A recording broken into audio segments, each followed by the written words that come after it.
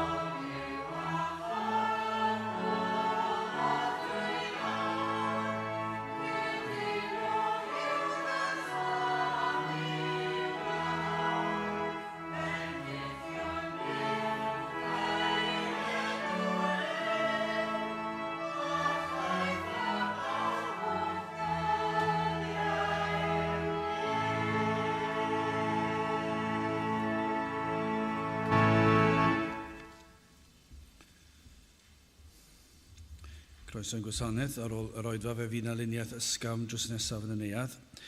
Fydd ein cwrdd gweddi misol yn cael ei gynnal ar y 3 nos Iawr mis, sef Mai 16 ar unfed ar 15 o Fai.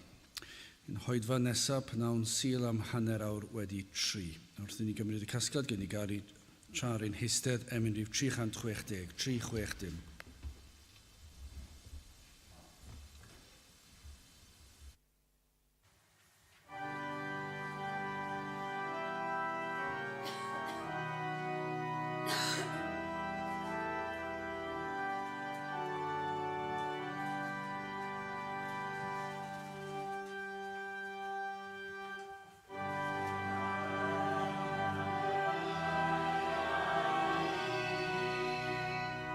You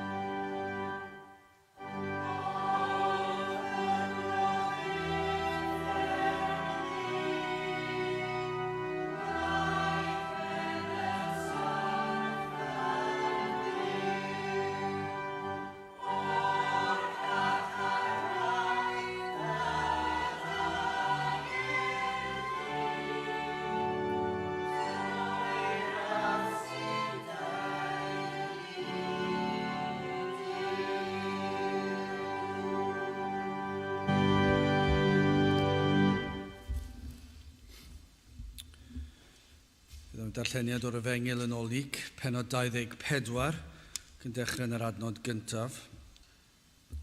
Luc 24, ac yn dechrau yn yr adnod gyntaf.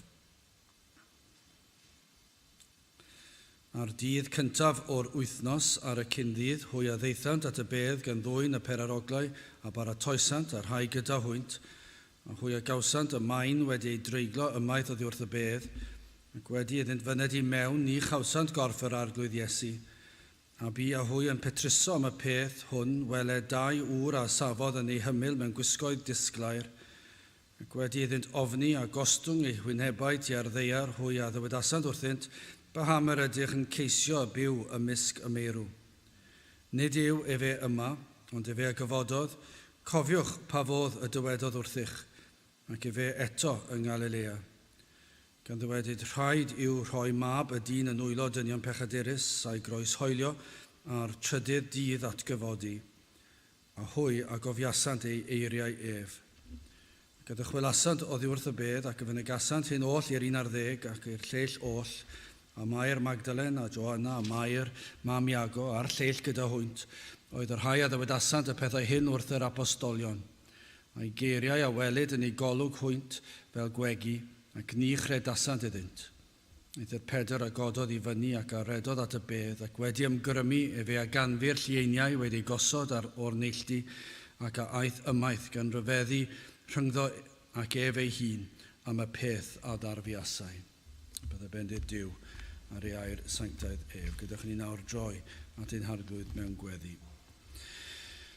Diolch yn ei ti unwaith eto o Dduw am y fraint o cael dod ger dy fron i ddod i'th di ac yn dod trwy heiddiannau y dy fab yr arglwydd Iesu Grist. Ac yn arbennig ar y dydd hwn, i ni yn diolch i ti am yr Efengyl sanctaidd, i ni'n diolch am yr hyn, i ni'n barod wedi gofio ar Gwener y Groglith wrth i'r arglwydd Iesu yn gymered ein cosb arno ef ei hun. Ond o Dduw i ni yn llawenhau ar y sil yma. Y sil yma'n arbennig, ond i ni yn ei gofio fe o sil i sil ac o ddydd i ddydd. Ond o Dduw i ni'n ddiolchgar am bob un rheswm i gofio yn arbennig am yr adeg yma. I ni'n diolch i'r arglwydd Iesu Grist iddo atgyfodi o'r bedd, o'r meirw, iddo ddod yn ôl yn fyw. Ac iddo ddangos i'r byd mae ef yw mab Duw. Iddo ddangos ei fod wedi ennill y fuddugoliaeth, ei fod wedi concro'r bedd, ei fod wedi concro'r un drwg, bod wedi delio yn pechod unwaith ac am byth. Ac o Dduw, i'r sawl sydd yng Nghrist, i'r sawl sydd wedi derbyn yr golchiad yng ngwaed yr arglwydd Iesu Grist, i ni yn gallu llawenhau fod yr iachawdwriaeth yma wedi ei ddarparu, wedi ennill ar ein cyfer ni, ac nawr yn ddiogel am holl dragwyddoldeb. Ac felly o Dduw wrth i ni i ddod i geisio dy wyneb ac i ddyrchafu dy enw. I ni yn gofyn y bydd dy bresenoldeb i'w deimlo yma'n arbennig heddi.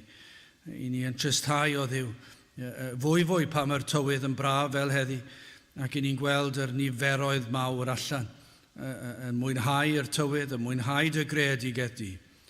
Ac eto o Dduw mor bell o dy bethau di, ddim hyd yn oed yn sylweddoli beth yw arwydd y cad sil y Pasg. Fel adeg y dolyg o Dduw wedi anghofio'n llwyr ein bod yn cofio geni yr arglwydd Iesu Grist. Ac felly hefyd heddi, yn ddiwrnod trist yn ein gwlad ni, o bob gwlad yn y byd, pob un cenedl o'r holl fyd o Dduw i ni o bob un gwlad. Dylsen ni fod yn gwybod arwydd y cad y sil yma. Ac eto o Dduw y mwyafrif llethol, ddim hyd yn oed yn deall pam ein bod yn ei alw yn sil y Pasg. Ac felly o Dduw i ni yn gofyn i ti, i drigarhau wrth ein cenedl ni, i ti ddod yn ôl unwaith eto un plith, i ti dywalt ysbryd glân arnom hyd yn oed heddi. O Dduw madde ni os ni wedi dod i'r oedfa hon, heb ddisgwyl ymweliad o ddifri.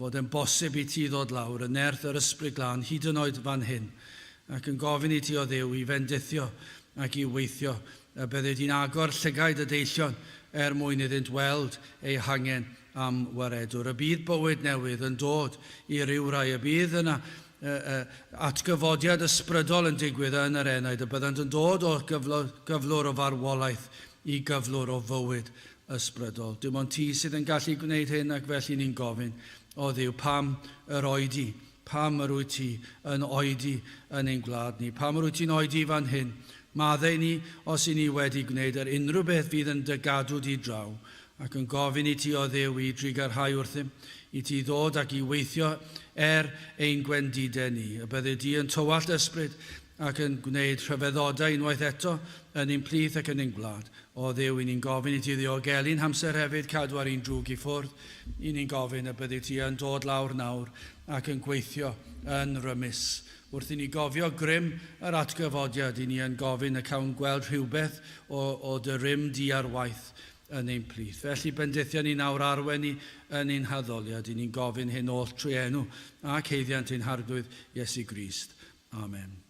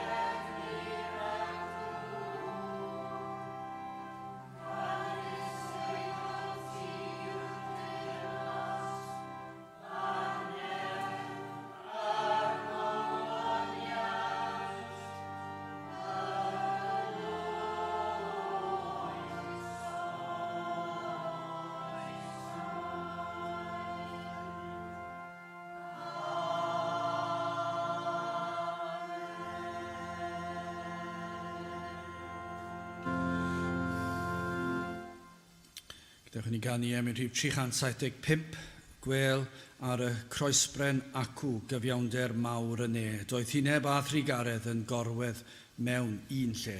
375, gewn ni sefyll i'w chanu.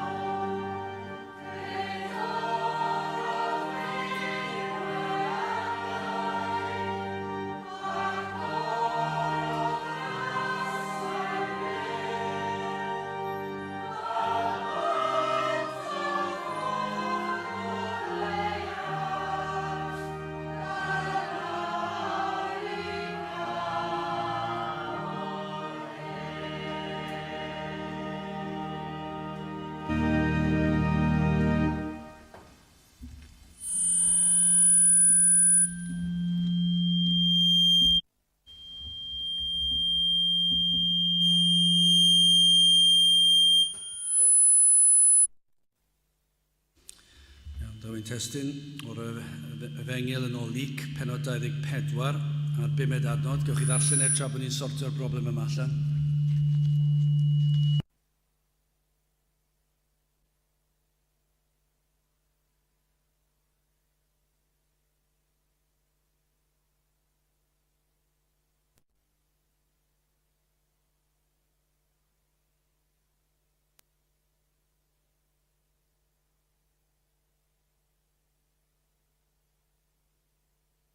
Lais gen i.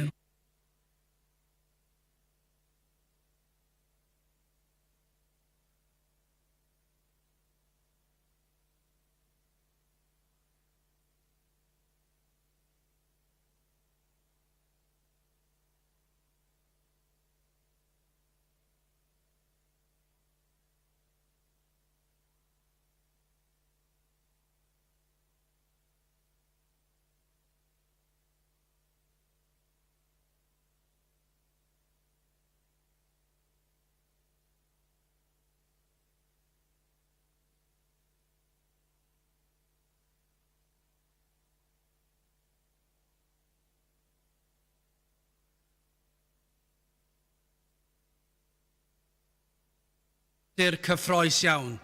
Croes hoeliad un arall, neu sawl un, i ddweud y gwir. Yr oedd na 3 yno, ond mi roedden nhw'n gyfarwydd ar dull yma o ladd pobl oedd wedi torri'r gyfraith, ac mi fydde yna dorf mawr wedi bod yno ar Gwener y Groglith. Mi fydde nifer wedi bod yna, llawer wedi clywed am yr Iesu, ac wedi dod i weld beth sydd yn digwydd. A bydde llawer iawn yno, falle nad oedd wedi clywed am yr Iesu, ond falle yn digwydd bod ar y dydd wedi dod a gweld beth yw'r dorf yma sydd wedi ymgynnull. Bydde yna lawer ddim yno, i falle'r mwyafrif llethol byddech chi'n dweud yn yr ardal, ac wrth gwrs ymhellach i ffwrdd, mi fydde yna lawer iawn ddim yn gwybod dim byd am y digwyddiadau, dim diddordeb i ddweud y gwir. Dim diddordeb o gwbl fod un o'r enw'r arglwydd Iesu Grist yn mynd i cael ei ladd. Dim ots o gwbl. Bydden nhw wedi deffro bore dydd Gwener y Groglith, ac mi fydden nhw wedi cael ei brecwast, a cael ei cino, a cael ei te, a cael ei swper, mynd i'r gwely, a dim ots o gwbl fod croeshoeliad wedi bod. Dyna be fydde'r mwyafrif wedi bod, ond mi fydden yna rai nifer yn sicr wedi clywed am y digwyddiad yma, ac yna mi fydde Sul y Pasg wedi dod. Ac y digwyddiad rhyfeddol yma o atgyfodiad yr arglwydd Iesu Grist. Ac yr oedd yr un yma wedi dod o'r bedd yn fyw. Ond dyma be fydde wedi digwydd tybio ni ar ôl Sul y Pasg. Erbyn amser cino, amser te, erbyn amser mynd i'r gwely tybio ni, mi fydde'r mwyafrif llethol ddim hyd yn oed yn gwybod bod rhywbeth wedi digwydd. Erbyn bore di Llun y Pasg, mi fyddai bywydau nhw wedi cario ymlaen. Mi fyddai cwrla wedi dechrau cyn 10 o'r gloch tybio ni. Mi fydda yna rywle o'r teulu wedi dweud rhywbeth, mi fydda rywle o'r teulu wedi ymateb nôl, a mi fydda nhw wedi dechrau cwrla a dechrau bod yn flin, ac yna mynd i'r gwaith, neu mi bynnag, mynd allan am y dydd, ac yna'n dweud rhywbeth hyll am rhywun arall, a mi fydda bywyd wedi cario ymlaen ar y cyfan bod yn gas i'w gilydd, ond ambell waith bod yn garedig i'w gilydd, a mi fydda bywyd wedi cario ymlaen yn union yr un fath ar dydd Sul, dydd Sadwrn a dydd Gwener. Ond dyma'r digwyddiad mwyaf rhyfeddol sydd erioed wedi digwydd. Does dim byd mewn unrhyw grefydd yn dod yn agos i beth sydd wedi digwydd fan hyn. Pan i chi'n meddwl amdano ni ddim gwahanol nag i ni. I ni ddiolchgar am yr oedfa gafon ni nos Iau. Ac mi roedd yna her wedi cael ei rhoi, do. A ydych chi yn barod cyfarfod ar arglwydd Iesu yn rhagwyddoldeb heb yr arglwydd Iesu, tu ôl i chi. Heb iddo fe gymryd y gosb yn eich lle chi. Ac eto i gyd, tybio ni fod yna rhai yma, neu rhai yn gwrando, yn sicr y mwyafrif llethol tu fas o ddim wedi clywed y geiriau, mae'n eithon nhw gwely nos Iau, a dim ots o gwbl fod yr her wedi cael ei rhoi, fe fydd eiliad yn dod pan fyddwch chi'n camu o fyd amser i dragwyddoldeb, Ac o'ch chi'n meddwl, wel, sdim ots. Fe a i'r gwely, a deffro'n y bore gweld sut fyddai. A wedyn bore di Gwener yn digwydd, ac yna oedfa arall, ac yna di Sadwrn yn digwydd, ac yna troi di Sadwrn i anghofio popeth am be gafodd i ddweud, a di Sul y Pasg. Ac erbyn bore fori, fydd y mwyafrif di anghofio, os eithon nhw i gwrdd o gwbl, fe fydden nhw di anghofio popeth am arwydd o cad y diwrnod. A mae hwnna'n sôn am Gristnogion hefyd. Mi fydd y mwyafrif llethol yn ein gwlad ni, dwi ddim yn dweud am unrhyw wlad arall, ond fedrwn ni ddweud am ein gwlad ni, fydd y mwyafrif llethol o bobl sy'n proffesu credu yn cario ymlaen gyda'n bywydau bydol ar llun y Pasg ar ôl Sul y Pasg. Ond heb sôn am y digred, ond mae bywyd mor brysur, sy'n amser gyda ni stopio ac ystyried ac i feddwl. Dim amser i ystyried arwydd o cad, y digwyddiad pwysicaf yn hanes y byd. Petai chi, yn ddiweddar, dwi'n gwybod os o'n i'n dweud hyn, ond o'n i'n trial wneud llinell amser yn yr ysgol cael lluniau i fyny ar y wal. A fe roeddwn i her i'r plant i fynd gatre i feddwl am 15 prif ddigwyddiad hanesyddol ein gwlad, mwyn i ni cael llunio ohonyn nhw i fynd ar hyd y wal, i ddangos i plant i atgoffa nhw o hanes ein gwlad ni. Petai chi'n cael un am hanes y byd, beth fydde'r digwyddiad hwnnw? Be fydde fe? Y digwyddiad pwysicaf yn hanes y byd. Ac i ni fod i gofio fe heddi, ac fe fydd y byd yn ei gofio fe gyda wy Pasg. Nawr, dwi'n licio wy Pasg, ond does dim syniad gan y mwyafrif llethol o blant a phobl ifanc a phobl hŷn y byd pam i ni'n cael wy Pasg. Does dim syniad gyda nhw. Maen nhw'n meddwl bod yna rhywbeth i wneud â cwningod, neu rhywbeth felly, a dyna beth fydd e. Maen nhw'n mynd o gwmpas y lle yn chwilio mwyau bach, ac yn meddwl am bob math o bethau rhesymau am natur a bywyd, a dim syniad o gwbl. Mae'r arwydd o cad y peth yw yr arglwydd Iesu'n atgyfodio'r beth. Ac erbyn fori, fy nhw wedi anghofio, mae rwy Pasg hyd yn oed, os nad oes peth ar ôl. Fel mae William Pant y Celyn yn dweud, ymhlith a fi neu yntai ddaw, does debyg iddo fe. Does debyg, ymhlith a fi, neu ar rhai sydd eto i ddod, does debyg iddo fe. Allech chi ddweud am hanes hefyd. Ymhlith yr holl ddigwyddiadau a fiodd, ac ymhlith yr holl ddigwyddiadau sydd ar fi'n dod, un peth i ni'n gallu dweud yn sicr yw does debyg i'r digwyddiad a'r person yma. Wel, mae'n sôn ar hyfedd, o'n i'n edrych ar y penawdau wrth i fi darllen yr adnodau ac yna'n dod i fyny a phenawdau, dwi ddim yn arbennig o dda meddwl am penawdau am unrhyw beth. Ac ar ôl meddwl am y penawdau, meddwl, mae hwn yn sŵn o braidd yn negyddol, ond felly felly fydd hi. Dyma beth sydd wedi mynd lawr ac yna dwi'n ymddiried fod na bwrpas iddo fe. Mae'n sŵn o negyddol iawn, achos yn gyntaf hoffwn ni edrych ar y diffyg ffydd. Ac yn ail, y diffyg yn ei ceisio. Ac yn drydydd ac yn olaf, y diffyg yn ei cof. Dyma i chi lot o diffyg.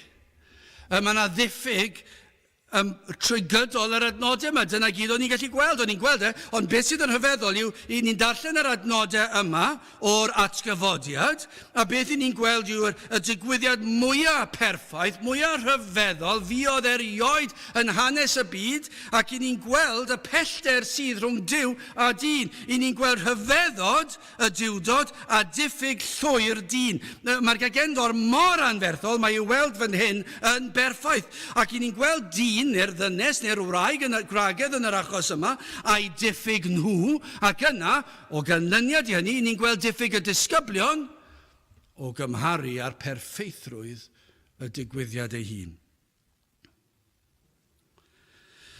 Dyma oedd ac yw y digwyddiad sydd mor ganolog i'r Efengil. A dyma yw gwir grefydd, dyma sail ein crefydd ni. Yr hyn oedd yn digwydd o flaen y gwragedd a aeth i'r bedd. Cyn i'r byd cael ei lunio, dyma a drefnwyd fel y ffordd. Yr unig ffordd i achub dyn o'i bechod. Dyma'r unig ffordd y trefnodd y diwdod. Ath y diwdod, y tad a'r mab a'r ysbryd glân at ei gilydd cyn i'r byd cael ei lunio, cyn i ddyn bechu hyd yn oed. Dyma beth sy'n rhyfeddol, mae'n ddirgelwch yn diwy. Ac yna fe drefno nhw ffordd y bydd yr arglwydd yn achub eog ddyn. A dyma oedd y ffordd, dyma oedd yr unig ffordd.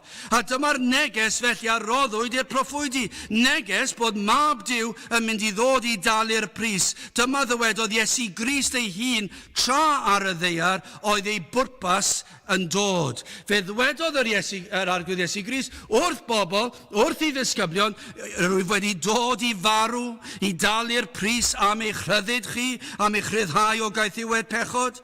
A fe ddwedodd yr groes yw'r unig ateb. A dyma oedd yr unig ateb i fodloni gofynion cyfiawnder a chyfiawnder y tad. Dyma oedd yr unig ffordd oedd modd bodloni'r tad. Mwyn i'r tad fod yn gyfiawn, ac mwyn iddo fod yn gyfiawn yn ymestyn allan ei law trigarog i achub dyn, rhaid oedd cosbi. Rhaid oedd iddo ddelio â phechod. Rhaid iddo fo wneud hyn. Rhaid iddo fo dywallt ydy gofaint erchill yna ar ei fab. Dyma oedd yr unig ffordd. Yr unig un gall fod wedi cynrychioli ni oedd yr arglwydd Iesu Grist ei hun. Yr unig un a lwyddodd i gadw'r ddeddf yn berffaith ac yna bodloni'r tad. Dyma oedd yr unig ffordd. Ac ni'n gwybod, ni wedi cofio bore di Gwener yn do. Fe aeth i'r lladdfa fel oen i'r lladdfa ein mwyn ac yn ein lle. Ond dyma'r broblem. I hyn fod o unrhyw werth, petai yr arglwydd Iesu Grist ddim wedi atgyfodi. Dychmygwch, dwi'n cofio ysgrifennu traethawd, mae'n rhaid fi fod yn falus fan hyn, cofio ysgrifennu traethawd yn y coleg. Pam? Beth yw pwrpas yr atgyfodiad? Ac fe ges i gerydd bach ar ddiwedd y traethawd. Ges i marc eitha da amdano fe, achos o'n i wedi darllen llyfrau da iawn amdano fe. Fe ffeindies i lyfr hefyd, oedd yn rhoi barn y pobl sydd ddim yn credu dim byd. A fe roddes i beth o'n nhw'n dweud. Fe roddes i beth mae pobl sy'n credu'r Beibl yn ei ddweud. Ac yna fe roddes i fy chwanegu i ar y diwedd. Pam gofyn cwestiwn mor dwb? Pam gofyn beth yw pwrpas yr atgyfodiad? A fi'n cofio, a falle bod yna le yn dweud, peidiwch a pregethu i fi. Yn meddwl, dyna beth yw cwrs diweddyddol? Pregethu? Os ych chi'n gofyn y cwestiwn beth yw i arwydd y cadau gyda'r negydd yn rhan o'r cwestiwn, allwn ni ddweud wrth chi beth yw i arwydd y cadau, heb yr atgyfodiad does dim byd. Heb i Iesu Grist ddod nôl o'r beth, does dim crefydd Gristnogol. Gwastraff amser yw e. Pam yn y byd i chi'n dod i'r capel, pam yn y byd i chi'n credu yn niw ar arglwydd Iesu Grist, os nad atgyfododd Iesu Grist o'r beth. Os fi oedd e farw a mynd i'r beth fel pawb arall, yna gwastraff amser yw'r cyfan. Rhaid oedd i Iesu Grist ddod nôl yn fyw. Fe ddywedodd e hyn ar sawl eich prysur, tra ar y ddaear, yr o dywed ar y trydydd dydd, y byddaf yn atgyfodi o'r meirw yn fyw, ac rhaid oedd i hyn ddigwydd. Neu fydde fe fel pob un person arall. Llwch chi enwi arweinwyr crefyddol, hanesyddol, sydd wedi bod yn bwysig i ryw raddau, i ryw ddinas, neu ryw bentref, neu ryw wlad hyd yn oed, ac iddyn nhw farw, a ble maen nhw nawr? Maen nhw yn y bedd, allwch chi ffeindio esgyrn nhw, ond fyddwch chi'n gallu ffeindio esgyrn yn arglwydd Iesu Grist. Dyn nhw ddim na, does dim bedd, does dim esgyrn, atgyfododd ac yna esgyrnodd i'r nef. Ni fyddai wedi concro dim byd petai e wedi aros yn y bedd. Ni fyddai wedi ennill y fuddugoliaeth. Ond trwy atgyfodi mae'r prawf ddiamheuol yma yn cael ei roi o pwy ydoedd. Yr oedd yr atgyfodiad yn ddatganiad clir. Mab Duw ydwyf.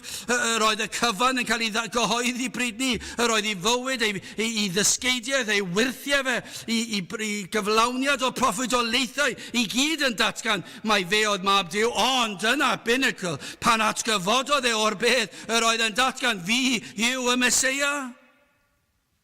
Ond hefyd, yr oedd yn dangos ac yn datgan seliwyd y ffaith iddo lwyddo yn y dasg o dalu y pris am ein iachawdwriaeth ni. Dyna arwydd y cad yr atgyfodiad. Fe dalodd e'r pris yn llawn ac fe goncrodd e'r bedd. Fe goncrodd e'r bedd. Nawr gyda hynny, fel cefndir, fe ddath y gwragedd. Y digwyddiad mwyaf pwysig yn hanes y byd ac hanes crefydd a'r ffydd Gristnogol. Ac eto'r gwragedd wrthi ar ôl marw'r Iesu, be wnaethon nhw? Fe wnaethon nhw baratoi peraroglau i eneinio'r corff. Pam? Pam wnaethon nhw baratoi peraroglau i eneinio'r corff? Adnod 56 o'r benod flaenorol, penod 23 o lyc. A hwyadd y chwelasant ac a baratoesant peraroglau ac enaint ac a orffwysasant ar y sabodd yn ôl y gorchymyn. Felly, roedden nhw wedi aros tan y sabodd, cyn bod nhw'n gallu mynd, ddim eisiau torri'r sabodd. Ond yr eiliad cyntaf gan gofio hinsawdd a tymheredd y wlad honno, roedd hi'n boeth, ac felly roedd y cyrff yn pydru yn gyflym, ac roedd rhaid prysuro i wneud hyn, ond roedd nhw aros amser, aros i'r sabodd fynd, cyn bod nhw'n mynd ac eneinio'r corff. Gallech chi ddweud yna dda, bod nhw wedi mynd, wedi paratoi hyd yn oed, i eneinio'r corff. A mwy na hynny, allech chi ddweud, penod 24 ar adnod cyntaf. Ar dydd cyntaf o'r wythnos ar y cyndydd hwy a ddeithant at y bedd, gan ddwyn y peraroglau a baratoesant a'r rhai gyda nhw. Maen nhw'n dod i'r bedd, ond yn gwybod peth cynta'r bore, mae'n beryglus. Os oedd y milwyr a'r Iddewon wedi lladd i harweinydd,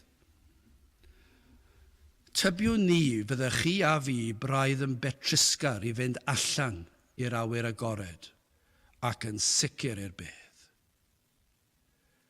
Beth os newn nhw'n dal ni?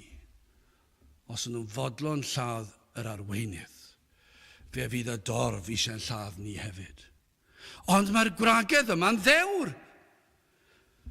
Maen nhw wedi bod yn fodlon mynd i'r bedd peth cyntaf o'r bore, yn gwybod gall yr gelynion yr Iesu fod yna, neb yw hyn ddiffyn, doedd dim o dynion wedi dod gyda nhw. Eithon nhw ar eu pen eu hun. A gallen nhw wedi cael ei dal a'i lladd. Ac yna, mae yna broblem arall gyda nhw. Fe ddechreuon nhw feddwl, dyma pa mor bell maen nhw o feddwl am yr atgyfodiad. Yr oedden nhw wedi paratoi'r peraroglau i eneinio'r corff yn syth, wedi mynd peth cynta'r bore, ac tra'n mynd peth cynta'r bore, maen nhw hyd yn oed yn meddwl, sut yn y byd i ni'n mynd i cael y garreg, y graig, o'r bedd. Matthew 27:66, a hwy a eithant, ac a wneithant y bedd yn ddiogel, ac a seliasant y maen gyda'r wyliadwriaeth. Yr oedd y maen wedi selio, sut yn y byd o'n nhw'n mynd i wneud e? Marc 16:3, a hwy a ddywedasant wrth ei gilydd, pwy a dreiglaen i y maen ymaith, oddi wrth ddrws y bedd. Sut i ni'n mynd i wneud e? Mae'r milwyr wedi selio fe i wneud yn siŵr, ac nawr mae mor fawr, sut i ni'n mynd i ddod efo hwnna? Roedden nhw'n fawr i parch o'r Iesu. Yr oedd ei cariad yn fawr, roeddent yn llawn dewrder, yn fodlon mynd at fedd yr Iesu. Ymhell o'i meddyliau oedd y ffaith iddo ddweud y byddai'n atgyfodi'r trydydd dydd. Roedd Iesu Grist wedi dweud wrthyn nhw fe fyddai'n atgyfodi'r trydydd dydd. Nawr fod y trydydd dydd wedi dod, doedden nhw ddim hyd yn oed wedi meddwl am y peth ar ôl y croeshoelio. Achos feithon nhw adre i baratoi'r peraroglau ar gyfer eneinio.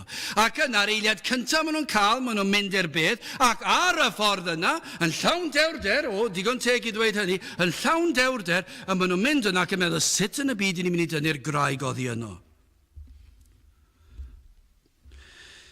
Nid ar unrhyw eiliad i ni'n cael yr argraff o leia, iddynt feddwl am y posibilrwydd iddo fod yn fyw. Nid am unrhyw eiliad wnaethon nhw feddwl fod yr Iesu yn mynd i fod yn fyw. Dwedodd Iesu Grist wrthyn nhw, fe fydd yn fyw. Mae'r ysgrythyr mor agored ac yn ddibynadwy, mae gelynion yr Iesu.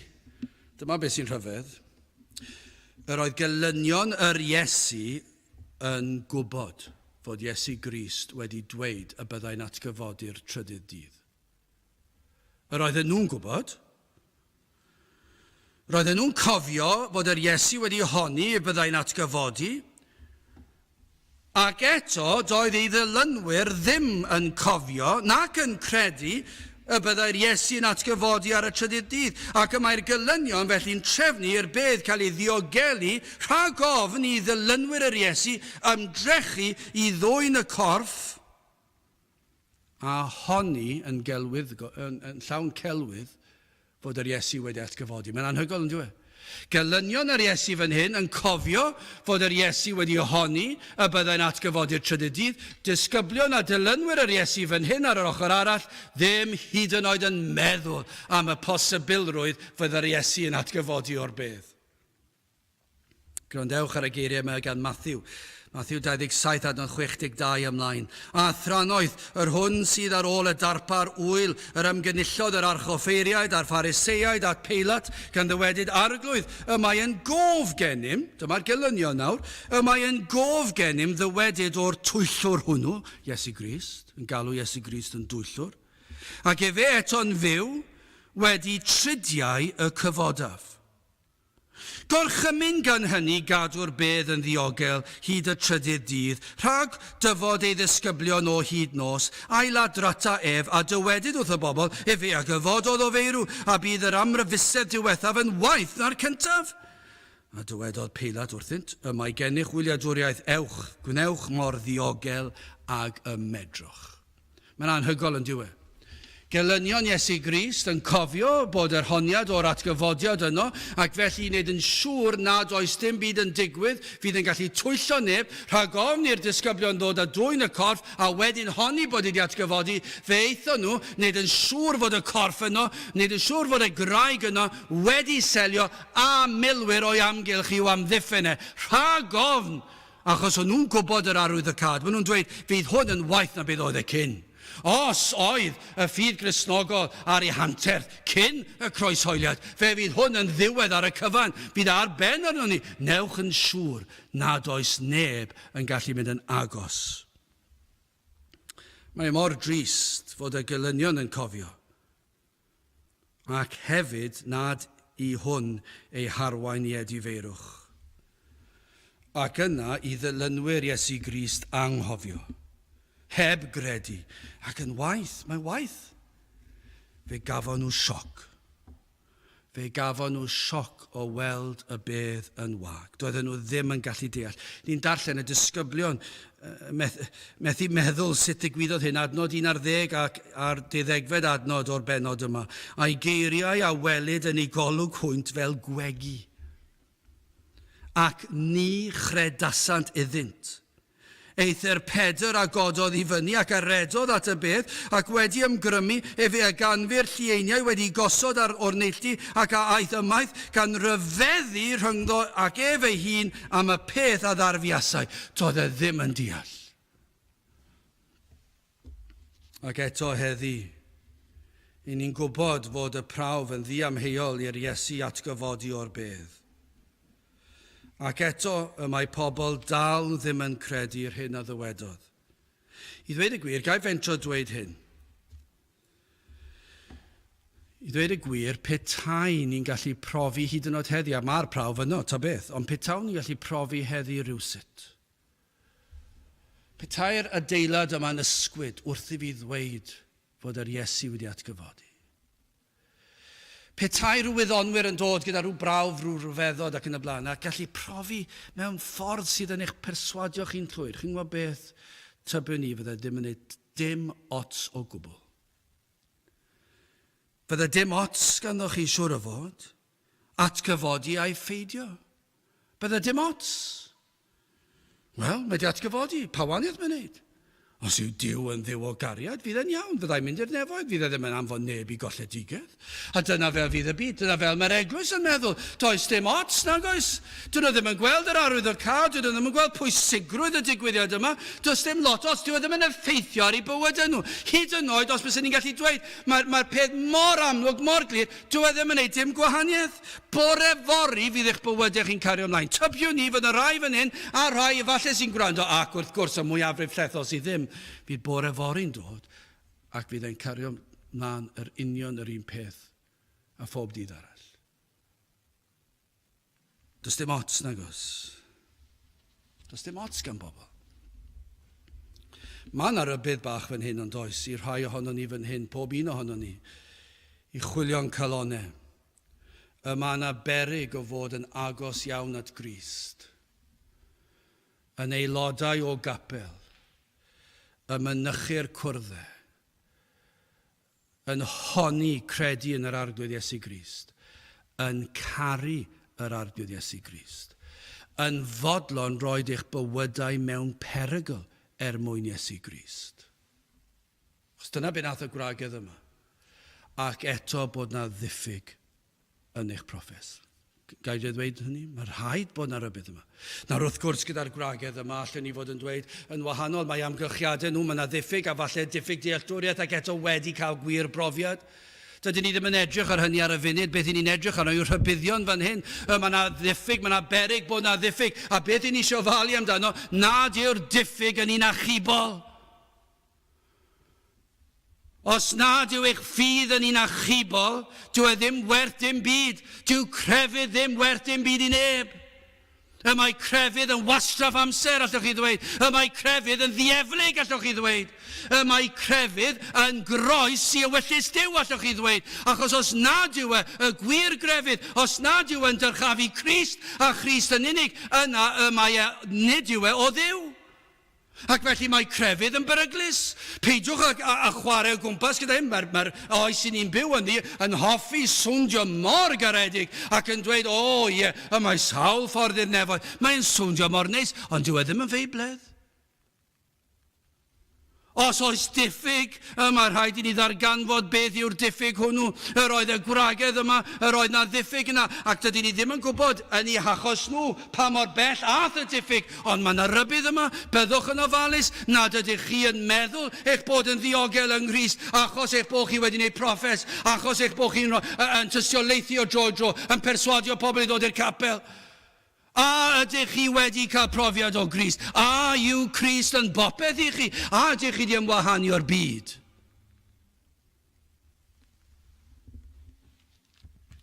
A yw nerth yr atgyfodiad i'w brofi yno chi? Wel, dyna oedd y diffyg cyntaf, y diffyg yn y ffydd, doedden nhw ddim wedi credu bydde Iesu yn atgyfodi. Yr oedd yr holl brawf yn dangos hynny. Roedden nhw wedi paratoi'r peraroglau, roedden nhw wedi paratoi ddeffro'n gynnar i fynd i'r bedd, roedden nhw wedi dechrau poeni sut yn y byd i'n mynd i'n dynnu'r garreg o'na mwyn mynd at y corff. Doedden nhw ddim hyd yn oed wedi meddwl beth os yw e wedi atgyfodi o'r bedd. Ac pan welwyd, pan clywyd, gafon nhw'r fath sioc. Ond gadewch ni symud ymlaen, mae yna ddiffyg yn ei ceisio, gwrandewch ar hwn. Adnod 2, a hwy a gawsant, dyma beth maen nhw'n ffeindio, a hwy a gawsant yn maen wedi dreiglo ymaith oddi wrth y bedd ac wedi iddynt fyned i mewn ni chawsant gorff yr arglwydd Iesu a bu a hwy yn petrisom y peth hwn wel 2 ŵr yn safodd yn ei hymyl mewn gwisgoedd disglair ac wedi iddynt ofni a gostwng ei hwynebau tua'r ddeiar hwy a ddywedasant wrthynt. A dyma be mae'r angylion yn dweud. Dyma chi gwestiwn. Pa ham yr ydych yn ceisio y byw ymysg y meirw?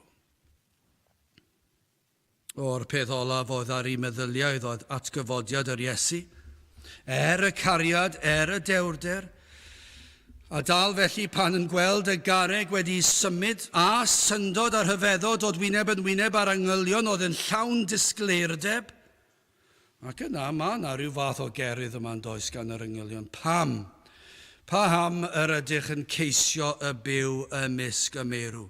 Dyna i chi gwestiwn.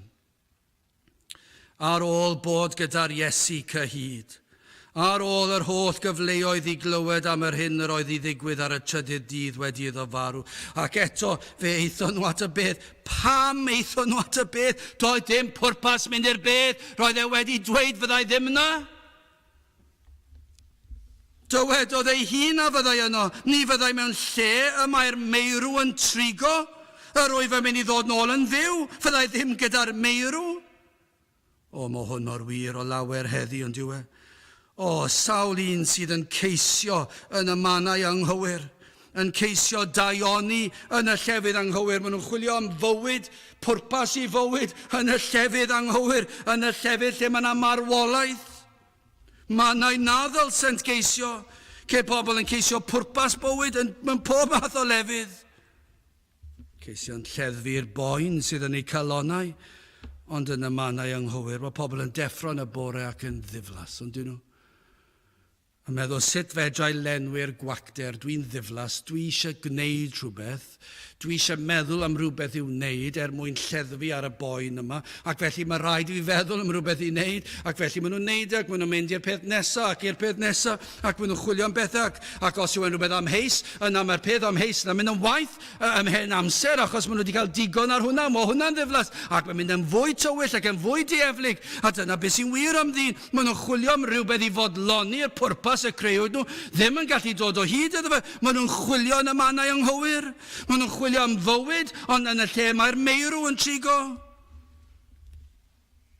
Dyna chi dristwch pan mae pobl yn ceisio Crist yn y mannau anghywir hefyd. Mae un peth i chwilio am adloniant a phwrpas i fywyd ac yn chwilio am un pleser ar ôl y llall.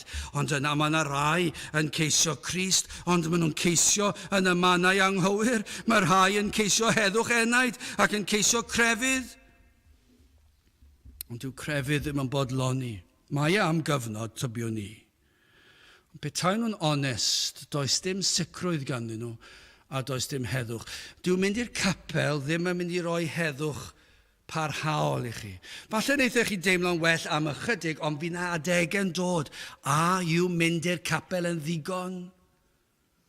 Mae pobl sydd yn dilyn crefyddau ac yn mynd ar bere'r undodau. Maen nhw'n mynd ar bere'r undod, ond tybiwn ni ychydig wythnos ar ôl y bere'r undod, mi fydd yna rhywbeth oddi mewn yn ein nhw deimlo, a oedd y bere'r undod honno'n ddigon i roi heddwch i fi? A dwi'n siŵr o gadwedigaeth ar ôl i fi adael y ddaear yma, ac maen nhw'n chwilio yn y llefydd anghywir. Mae yna rai yn dweud bod nhw'n ceisio Iesu Grist ei hun. Ond dyma'r broblem, maen nhw'n ceisio Crist yn y mannau anghywir fel y gwragedd yma. Fe eithon nhw'r bedd. Pam mynd i'r bedd? Fe ddwedodd na fyddai'n y bedd. Dwi'n mynd i ddod nôl yn fyw. A dyna be mae rai pobl yn neud. Maen nhw'n ceisio Iesu Grist ac maen nhw'n creu rheolau eu hunan. Maen nhw'n trio cadw'r gyfraith ac yn cadw gweithredoedd ac yn gwneud rhestr o gweithredoedd da. Maen nhw'n meddwl fydd yn ddigon i blesio Duw.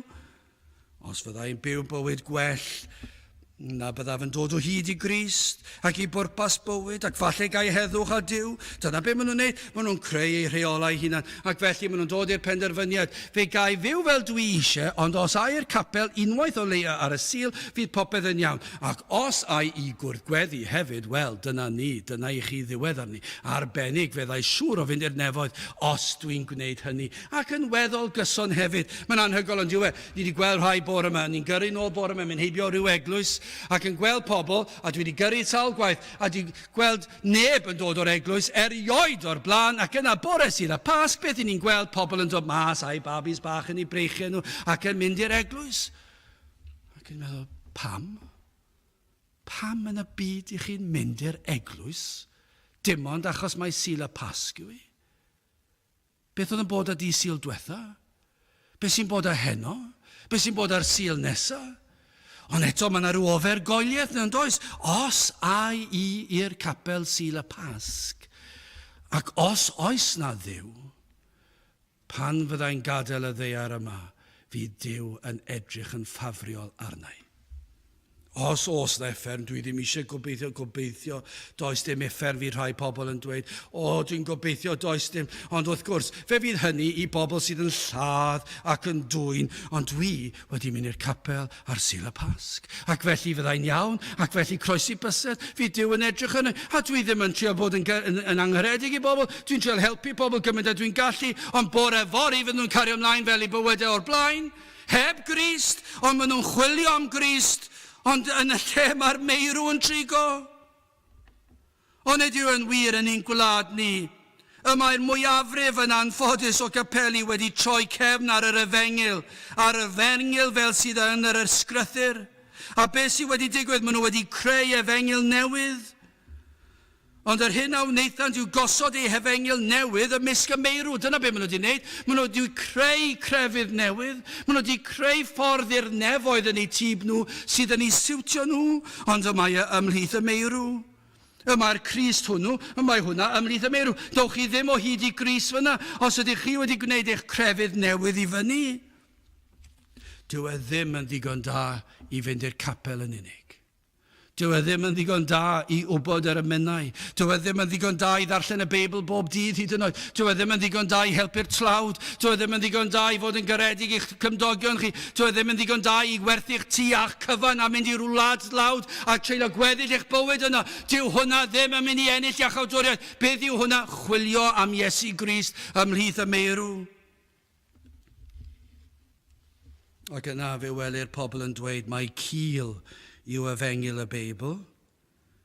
I chi fan hyn, yn y capel yma, wedi gwneud yr efengil yn rhy gul i ni. Ac yna fe ddywedant bod angen moderneiddio yr efengil ychydig ac addoliad, a bod angen llacio ar y disgwyliadau sydd o Gristnogion. Does dim eisiau Gristion peidio mynd i'r fan ar lle. Does dim eisiau i'r Cristion wneud hyn a'r llall bob wythnos. Does dim eisiau'r Cristion fod yn ofalus o hyn a'r llall mae'n ei ddweud a'i wneud a'i wylio. Does dim eisiau gwneud hynny. Mae modd caniatáu'r byd yn fwy mewn i fywyd. Mae modd wneud hynny. Mae yna esgus gen i pam dwi ddim yn cadw'r Sul wythnos nesaf. Mae rhaid i fi. Mae'r teulu wedi dod at ei gilydd. A mae rhaid i ni fod yn garedig i'n teulu ni. Mae rhaid i ni ymynwesu nhw. Dyn nhw ddim yn credu. A dyna be mae'r byd yn dweud. Dyna be mae'r pobl modern efengyledd yn dweud. Sydd ddim dod i'r capel Sul diwetha, doedd hi'n anodd. Mi roeddwn ni'n teithio. Mi roeddwn ni ar fy ngwyliau. Ac maen nhw'n dweud, mae Duw yn deall. A fi'n cofio'n yn dweud at sawl gwaith, wrth gwrs bod Duw yn deall, ac fe fyddwch chi'n atebol am hynny. Mae torri'r saboth yn bechod, ac mae Duw yn dweud fe fyddwch chi'n cael eich yn atebol am torri'r saboth. Mae torri ddydd, mae torri air, mae torri gyfraith, mae pob un, a mae e'n dweud, dwi'n deall yn iawn. Dwi'n deall yn iawn. Ond beth mae pobl modern efengyledd wedi wneud? Maen nhw wedi creu rhyw grefydd bach cyfleus. Maen nhw wedi gosod Crist ymhlith y meirw. Ac mae pobl yn tyrru yno. Ac i rhyw raddau mae'n edrych fel bod yn llwyddo, ac mae e'n benbleth ond yw e. Niferoedd yn gwneud proffes. Ac eto dydyn ni ddim yn gweld Cristnogion y Testament Newydd yn cael ei gynhyrchu. Ac mae'n neud i chi feddwl beth sydd wedi digwydd. A oedd rhain wedi ceisio Crist ymhlith y meirw. A oedden nhw wedi ceisio Crist yn y lle anghywir. Tybiwn ni petai'r angylion yn ymweld â ni heddi. Ac yn mynd ar hyd a lled ein gwlad ni. Mi fydden nhw'n dweud i sawl un. I sawl capel. Pa ham yr ydych yn ceisio y byw ymysg y meirw. Pa ham i chi'n ceisio iachawdwriaeth ble nad yw iachawdwriaeth yn cael ei chyhoeddi. Troedigaeth, yr ail enedigaeth. Mae hwnna'n eithafol yn ôl pobl crefyddol y byd. Troedigaeth, ail enedigaeth, gwirth o'r nef, gweld o goleuni, ac maen nhw'n defnyddio'r termau yma yn dermau i wneud hwyl am ein pennau ni o'r pobl efengyledd, neu fel o'n i'n cael ein galw yn y coleg, yr efengyls yn credu'r pethau yma, maen nhw dros ben llestri, ac tybiwn ni, mi fydd yr angylion yn dod heddi ac yn edrych ar y sefyllfa crefyddol yn ein gwlad ni ac yn gwledydd y byd. Pa ham yr ydych yn ceisio y byw ymysg y meirw? Pam i chi'n ceisio'r efengil ymhlith y meirw?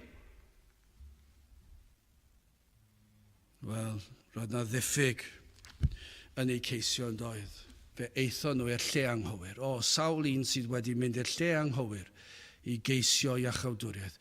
Lle nad yw ffordd Crist a'r groes, a'r atgyfodiad, ac mae fe yw'r unig ffordd yn cael ei chyhoeddi. Neu mae pobl yn pregethu fe ac yn dweud, gyda llaw, mae'n iawn i chi fynd gyda'r byd ar nos Wener a nos Sadwrn. Mae'n iawn i chi wisgo fel hyn. Mae'n iawn i chi wneud hyn. Mae'n iawn i chi dorri'r saboth. Mae'n iawn i chi wneud hynna i gyd cyn belled bod chi'n gwneud proffes. Ond mi fydd yr angylion yn dweud, pam i chi'n ceisio'r efengil yn y lle anghywir. A yw'r efengil sydd ganddo chi, y gwir efengil? Wel, yn fyr i orffen. Mae hwn yn drist hefyd. Roedd na ddiffyg yn ei cof. Adnod 6, nid yw e fe yma, mae'r angylion di dweud rhywbeth dylsyn nhw fod wedi gwybod. Nid yw e fe yma, ond e fe a gyfododd, cofiwch pa fodd y dywedodd wrthych, ac e fe eto yng Galilea, fe ddwedodd wrthych chi. Fe ddwedodd dwi'n atgyfodi ar y trydydd dydd, ydych chi'n cofio? Ond oedden nhw ddim yn cofio'r hyn a ddywedodd. Mor ganolog ydyw, mor hanfodol i'r efengil, adnod 7, gan ddywedyd, dyma beth ddwedon nhw, rhaid yw rhoi mab y dyn yn nwylo dynion pechaderus, a'i groesoelio ar y trydydd dydd atgyfodi. Sylwch ar y gair rhaid, dyma oedd y ffordd, yr unig ffordd, rhaid oedd i'r pethau hyn ddigwydd. Dyma'r ffordd a drefnwyd cyn i'r byd cael ei lunio, y diwdod wedi trefnu. Dyma'r ffordd, yr unig ffordd i fodloni cyfiawnder y tad. Ei gariad a'i ddymuniad i dderbyn pechaduriad. Dyw cyfiawnder y tad ddim yn caniatáu'r fath beth. Dyw cyfiawnder y diwdod methu troi cefn ar bechod. Ac felly dyma trefnwyd y bydde Iesu Grist yn dod ac yn cael ei osod yn nwylo dynion pechaderus, a'i groeshoelio. Pam? Achos dyma'r unig ffordd. Yr oedd dyn yn mynd i'w groeshoelio, ond i ni hefyd yn gwybod yr oedd y tad yn croeshoelio'r mab. Ac mai dynion a darodd yr hoelion i mewn, i ni hefyd yn gwybod mae'r tad oedd yn gwasgu'r hoelion i fewn hefyd. A'r goron ddrain, allech chi ddweud, achos beth oedd yn digwydd? Ar y groes, fe gosbodd y tad y mab. Yr oedd y tad, mai dyn sydd yn atebol am erchylltra bod nhw'n gallu croeshoelio mab Duw, ond eto i gyd dyma oedd y trefnion, dyma oedd y trefn a'r ffordd i achawdwriaeth, y byddai'r tad yn troi gefn ar ei fab, ac yn tywall ei holl ddigofaint ar ei fab, ac yn croeshoelio fe'n gorfforol, ond yn ysbrydol fe ddioddefodd ei uffen am ei holl bobl. Dyna erchyll, dyna ddioddef ymhlith yr oriau hynny ar y groes, fe ddioddefod Crist. Am ein holl bechod e ni, a be mae'r ysgrythyr yn dweud, rhaid oedd iddo farw, doedd dim ffordd arall, pechod mor ddifrifol, ond hefyd sylwch, rhaid oedd iddo atgyfodi ar y trydydd dydd i hyn fod yn effeithiol.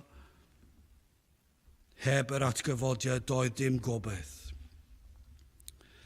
Ond dyma chi'r eiliad i orffen. Mae gan ni weddio mai dyma yw'r eiliad fi rhai ohonoch chi yn ei gael. Tra fod yr angylion yn dweud hyn, i ni'n cael adnod 8. A hwy a gofiasant ei eiriau ef. Dyna chi eiliad. Dyna chi eiliad. I gofio a deall a gweithredu ar hyn hefyd. Dyna'n gweddi heddiw, bydd yr ysbryd glân fel a wnaeth gyda'r merched a'r gwragedd oedd yno wrth y bedd. Petai'r ysbryd glân ddim wedi goleuo'i meddyliau, fydden nhw ddim wedi cofio. Bydden nhw wedi cario ymlaen, heb ddeall, ond fe ddath ac fe gofio nhw geiriau'r Iesu, ac fe weithredo nhw arno fe, feithon nhw nôl a dweud wrth eraill, bod nhw ddim wedi credu yn syth. Ond dyna chi eiliad o'r eiliad, dwi'n deall. Dyna'n gweddi ni daw yr ysbryd glân a gweithio ar eich eneidiau. Sawl un fan hyn sydd wedi bod yma.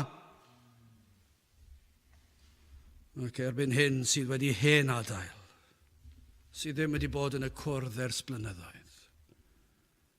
A ble maen nhw nawr? Dwi'n gwybod ble bydd na lawer heddi, achos mae'n ddiwrnod braf.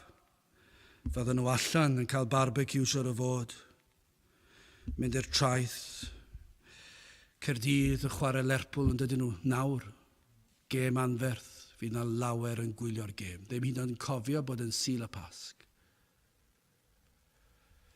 Llawer yn y llyn. Llawer. Fydd na ambell i Gristion siwr o fod sydd yn proffesu fod yn Gristion ar ei gwyliau, ddim hyd yn meddwl am Sul y Pasg. Ddim hyd yn meddwl am fynd i'r cwrdd. Diwrnod braf. Mwynhau'r awyr agored, edrych ar yr byd natur. Dyna be fydd llawer yn neud heddi. Oedd yn arfer bod fan hyn, yn eistedd yn y cwrdd. Yn arfer dod i'r ysgol Sul ac yn adrodd yr adnodau ac yn darllen y storïau ac yn haneseuon yr ysgrythyr yn dod i'r gwersylloedd. Dyna ble roedden nhw'n eistedd fan hyn. Ond ble maen nhw nawr? Yn y byd, yn mwynhau'r byd, yn mwynhau'r tywydd braf. Ac wedi hen anghofio beth sydd wedi digwydd, ond beth i ni'n credu fan hyn, ac i ni'n dyheu am yr eiliadau am hyn i cael eu tystiolaethu, a byddwn ni'n cael eu clywed nhw'n dweud eu tystiolaeth rhyw ddwrnod, ac yn dweud, dyna ble roeddwn ni yng nghanol y byd. Ac yna cofies i'r weddi gan mam neu dad, cofies i'r adnod, cofies i'r bregeth, cofies i'r capel, cofies i'r neges, cofies i fod na dragwyddoldeb, cofies i am Iesu Grist yn marw ar y groes. Ac methu esbonio fe, sut gofio nhw allan o nunlle? Efallai ar y bws, efallai ar y tren, efallai yn y car, efallai yn cerdded ar hyd rhyw lwybr, ac yn ansydyn yn ddisymwth, fe gofio nhw, maen nhw'n cofio ar y fengil. O, na fydd yr ysbryd glân yn atgoffa rhai o'r efengil, ac y bydd ei llygaid eu heneidiau yn cael eu hagor, i gofio ac i weld eu hangen. O, nag yw e'n bosib hyd yn oed mewn cwrdd, ond yw e'n bosib eistedd mewn cwrdd a ddim gwrando gair. A ddim eisiau gwrando gair. Llai tystio hwnna sawl gwaith. Fel plentyn ac yn fy arddegau, sawl gwaith. Ddim yn fwriadol. Dwi'n yn cofio wneud yn fwriadol, ond dwi'n gwybod bod rhai yn wneud yn fwriadol. Ddim yn gwrando, ddim eisiau gwrando. Ac yna yn ddisymwth, heb reswm i chi, fod yr ysbryd glân yn dod ac yn eich ysgwyd chi. Ac yn peri chi gofio'r cyfan ac i ddeall y cyfan. Dyma'r unig ffordd y mae iachawdwriaeth yn gallu gweithio. Mae'r rhaid i'r ysbryd glân weithio.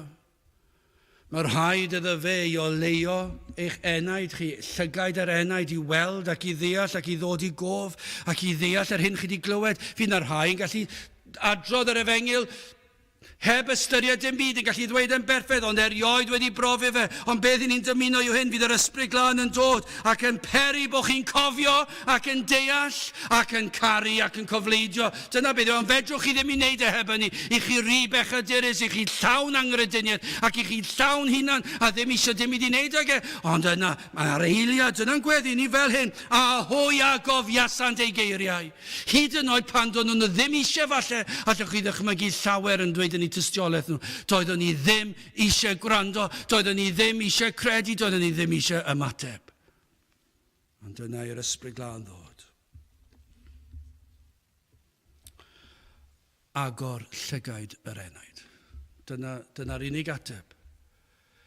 Yr oedd rhain wedi cael yr holl brofiadau, yr holl gyfleoedd, yn nabod Iesu Grist, wedi weld a'i glywed e, wedi trigo gyda fe, yr oedd wedi clywed Iesu Grist yn dweud, dwi'n mynd i atgyfodi ar y trydydd dydd. A chi'n gwybod beth fe, baratoesant ber aroglau, fe eithon nhw'r bedd mewn perygl o'i bywyd ei hunan, a fe gafon nhw sioc.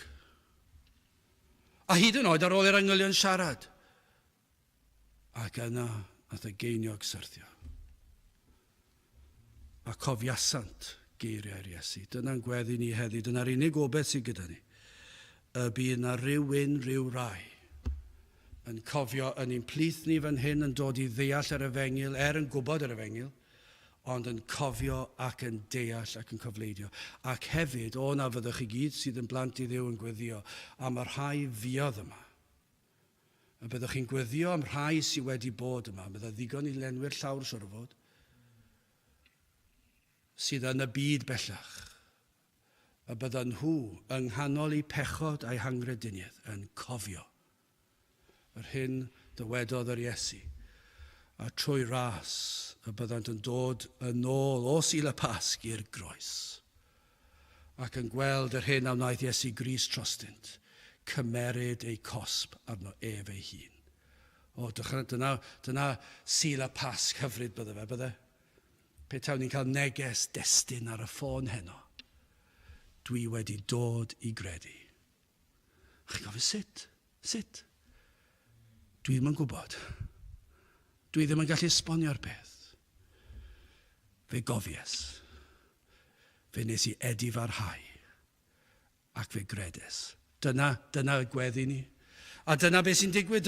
Dyma gwirthiau digwydd o fan hyn. Dyn ni ddim yn gwybod, allan ni ddim yn ei fanylion o beth oedd cyflwr ysbrydol rhain, ond beth ni yn gallu dweud, mi roedd na ddiffyg yn ei ffydd, i bwynt yn doedd na, mi roedd na ddiffyg yn ei ceisio fe eithon nhw i'r lle anghywir, o na fydde pobl yn dod i'r lle cywir i glywed yr efengil. Sawl un sydd wedi colli cyfleoedd lle mae'r efengil yn cael ei ffrigethu ac ni fanteisio nhw ar y cyfle hwnnw. Fe wnaethon nhw ffeindio esgus i peidio dod i'r cwrdd ac yna fe gafodd yr efengil ei ffrigethu. Ond oedden nhw ddim na, ble oedden nhw yn chwilio am bwrpas i fywyd rhywle arall. Sawl un gallai fod yma heddi yn ein dinas ni yma yng Nghaerdydd heddi yn clywed ffordd iachawdwriaeth yn cael ei ffrigethu ar sil y Pasg ac eto gyd edrychwch arno ni. Does fawr neb yma, mae'n llawer iawn yn gallu bod yma, ond mae yna pethau pwysicach i wneud. Bwta wyau Pasg, mwynhau'r hael a cael barbecue siwr o fod. O, mae'n dor calonus. Lladdwyd Crist ar y groes ein mwyn ni, atgyfododd ar y trydydd dydd ein mwyn ni, ac mae yn y nef nawr ein mwyn ni. Ac ein gweddiw bydd yr ysbryd glân ar waith yn peri i rai i ddeall, i gofio a chofleidio hyn. Gadewch i ni weddio. O Dduw, bydd drigarog wrthym, wrth ein gwlad. O Dduw, i ni'n trysthau wrth i ni weld ein gwlad. Y diffyg awydd, y diffyg diddordeb, does dim ots. Gan y mwyafrif i'r arglwydd Iesu farw ar y groes ac atgyfodi y trydydd dydd, ond os yw dy ysbryd di ar waith, yr wyt ti'n gallu traws newid y cyfan. Ter gweithiau neu'n plith, i ni'n gofyn hyn o trwy enw ac heiddiant i'n arglwydd Iesu Grist. Amen. Wel, i orffen ein gwasanaeth, gadewch i ni ganu'r emyn rhyw 380, fe roed arno bwys ei ogrwydd, pwys na allsai ddal modd un. 380, dim gen i sefyll i'w chanu.